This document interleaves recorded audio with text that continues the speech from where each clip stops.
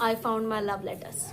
Hi, this is Pooja Boy and you're watching To Be Honest, and today I'm going to talk about these love letters. So basically आज मी घर साफ करत असताना मला माझ्या मम्मीचं हे पॉकेट सापडलं जे मी खूप दिवसाआधी जपून ठेवलं होतं आणि ज्याच्यामध्ये मी माझ्या पूर्ण जुने किस्से कहाण्या लिहिलेल्या नोटबुक्स लाईक नोट्स असतात ना आपले स्टिकी नोट्स वगैरे इदरवाईज आपल्या काही पोएट्री शायरीज वगैरे त्या टायमाला मला लिहायचा नाद होता. सो मी हे सगळं ह्या पॉकेटमध्ये जपून ठेवायचे. मला असं वाटायचं ह्या गोष्टी हे पॉकेट माझ्या जीवापेक्षा जास्त प्यारे आणि म्हणून मी त्या पद्धतीने याला जपायचे आणि ते एकदा हरवून गेलं.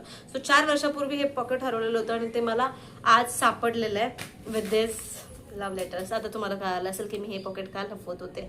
So basically the story starts from I was living in a hostel. 11वी-12वीला होते, खूप लहान होते. आता बालिशपणात आपण बऱ्याच गोष्टी काही करून टाकतो. So this is one of that story of my life. So there was a guy who likes me and I was calling him my brother, like not that too close brother but just like भाई भाई होता है ना हर class में कि मैं I was the girl जो हर class में हर लड़के को भाई बोलती थी. सो मैं उस लड़की को भाई बोलती थी एंड आई डिडंट नो कि he has a crush on me. So एक दिन मेरे मुंह बोले भाई के जरिए, जो सच में मेरा भाई ही था, उसके जरिए I got this 4 pages love letter. Yes 4 page का लव लेटर. मेरी शक्ल को देख के किसी को नहीं लगेगा कि मेरे लिए किसी ने 4 पेज का लव लेटर लिखा होगा, लेकिन किसी ने लिखा है. आणि ह्या 4 पानाच्या लव लेटरला पाहून माझ्या डोळ्यात फक्त अश्रू आले की माझ्यासारख्या नालायक, निठल्ली, बेअक्कल, बेशरम, बेहया, बदतमीज या टाईपच्या पोरीला कोणीतरी 4 पानांचं लव्ह लेटर लिहिलेलं आहे. And I don't know, it wasn't just a love letter, it is a proposal letter being honest. आणि याच्या पहिल्याच लाईनीत असं लिहिलेलं आहे, हाय, रिॲक्ट करण्या अगोदर 2 ते 4 वेळेस हे वाच आणि समजून घे आणि नंतर रिॲक्ट कर. म्हणजे त्या माणसालाही माहिती होतं की मी किती वाह्यात किसमची पोरगी की जिने फक्त 2 लाईनी वाचून त्याच्यासोबत भांडायला माराकुटी करायला तयार होऊन जाईल. सो त्याने आधीच मला सांगितलं होतं की रिॲक्ट करण्याआधी 2-4 वेळेस वाचून घे बाई, समजून घे माझ्या फिलिंग्स. नाही वाटत असेल तर नको सांगू, पट हे सगळे ड्रामे करू नको, त्याच्यामुळे वाच आणि समजून घे. आता या बिचाऱ्याची हालत तुम्ही समजू शकता की आता 11वी-12वी 7 वर्ष झालेले या गोष्टीला आणि 7 वर्षात ह्या बिचाऱ्याची हालत एवढी बेकार समजलेली आहे जशी एखाद्या पोराच्या प्रेमात होती तशी त्याची झालेली आहे. सो बेसिकली हे अक्षर तुम्ही बघू शकता, अक्षरशः मोत्यासारखं अक्षर आहे. I don't deserve this kind of peoples आणि त्यामुळे अशा लोक माझ्या आयुष्यात टिकतही नाही आणि मला अशा लोकांची परकच नसते. तुम्हाला खरं असं वाटतं असं मोत्यासारखं अक्षर असलेलं पोरग माझ्या प्रेमात पडू शकतं, पण ते पडलं आणि त्या टायमाला माझ्या अंगात आला न्यूनगंड, अहंकार, इगो, ॲटिट्यूड. आता समजा क्लासचा टॉपर पोरगा माझ्या प्रेमात पडतोय तर मग ॲटिट्यूड नेक्स्ट लेवल असेलच ना. आणि मग मी त्याला हो म्हणाल असं कसं होईल, कारण मैं तो परी हूं, मैं तो पू हूं, मेरे में तो ॲटिट्यूड है. आणि का करणार ना मी चांगल्या पोरांना पसंत, तर म्हणून मी ह्या पोरालाही आय डोंट से रिजेक्ट केलं होतं बट मी काही रिस्पॉन्सच दिलेला नव्हता. So it was a little weird. त्यामुळे मला त्याच्याचकडनं हे सेकंड लव्ह लेटर आपण म्हणू शकतो. It is a proposal letter, it is a love letter. बघा इतके सुंदर अक्षरात, परत मोत्यासारख्या अक्षरात, सुंदर सुंदर पेननी त्या पोरांनी अजून 2 रुपये वेस्ट करून माझ्यासाठी हा वेगळ्या ऑरेंज रंगाचा पेन सुद्धा आणला होता आणि त्या पेननी त्याने इतक्या सुंदर पद्धतीने मॅचिंग. ओके हां ठीक आहे. सो मला माहिती नव्हतं की आज या सगळ्या गोष्टी मला भेटतील आणि I just started feeling like this kind of sheets.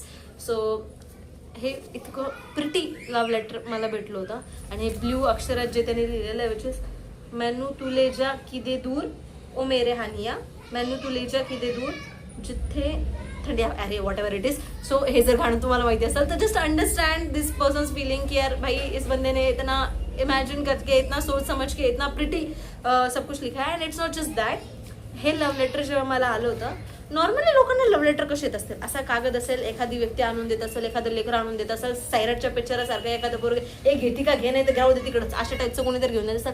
नाही, ज्या सज्जनांनी मला हे लव्ह लेटर दिलं होतं, ज्या सज्जनांनी मला हे लेटर दिलं होतं, ही वॉजंट अ नॉर्मल पर्सन. त्या व्यक्तीने मला हे लेटर एका पेनची आपले हे असतं ना, कांडी असते ना पेनची पेनची रिफिल असते त्याच्यामध्ये गुंडाळून, just because teacher won't get a guess. So त्याने मला त्याच्यामध्ये गुंडाळून हे एका पेनच्या बॅक साईड पेनमध्ये बंद करून त्या पेनच्या रिफिलला गुंडाळून, आणि माझी मैत्रीण मला आणून देते pen. And then I was like what the fuck is a pen is. So she was like की पूजा पेन मध्ये. And I was like what. आणि इतक्या इंटेलिजंट लोकांसोबत माझा पल्ला पडलेला आहे but still I don't get it कि भाई मैं इतनी अच्छी इंसान कैसे थी कि लोग मुझे पसंद करते थे, मेरे लिए इतने कष्ट उठाते थे, मेरे लिए ऐसे ऐसे आइडिया निकालते थे, मेरे लिए ऐसे ऐसे इनोवेशन करते थे. आणि I don't deserve this kind of peoples in my life.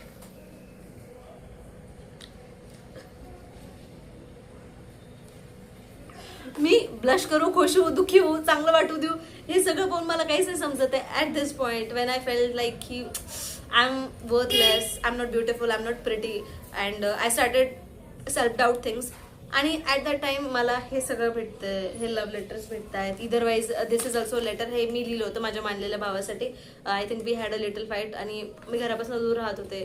काही नाती अशी असतात जी रक्ताची नसतात बट इमोशनली कनेक्ट असतात. सो माझा मानलेला भाऊ होता आणि I was very connected to him. मी ब्रदर या नात्याला फार जपते.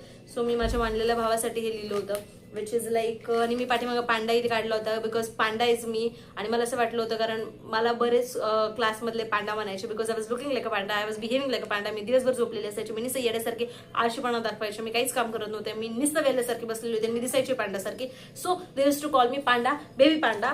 So I draw this baby panda. I know फार गंध आहे. So it is something for brothers day और हां ब्रदर्स डे साठी होतं हे.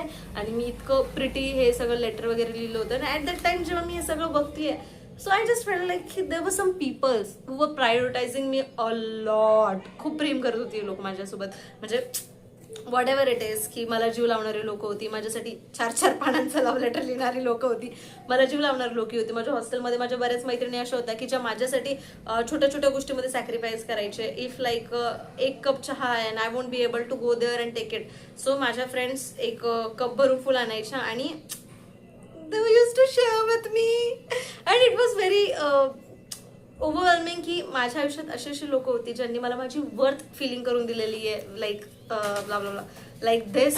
आणि बऱ्याच गोष्टी आहे, अशी बरीच लेटर्स आहेत, बरेच एसेज आहेत जे मला माझ्या लोकांनी लाईक दिलेलं आहे. इदरवाईज माझ्या बऱ्याच साऱ्या पोएट्रीज, मला डेडिकेटेड केलेल्या पोएट्रीज आहेत माझ्या लोकांनी दिलेल्या. मी त्यांच्यासाठी डेडिकेटेड केलेल्या पोएट्रीज होत्या. बालिश पण असतो, लहान पण असतं. आणि त्या टायमामध्ये मी अशी पागलसाळी करायचे. Sometimes I just started feeling like की हा ठीक आहे, कधी कधी छान होतं, कधी कधी असं वाटतं की मी काय बकवास चाळे करत होते. But when I got this love letters I just started feeling like की I am still worth of this things and I do deserve a lot of things which I am not getting.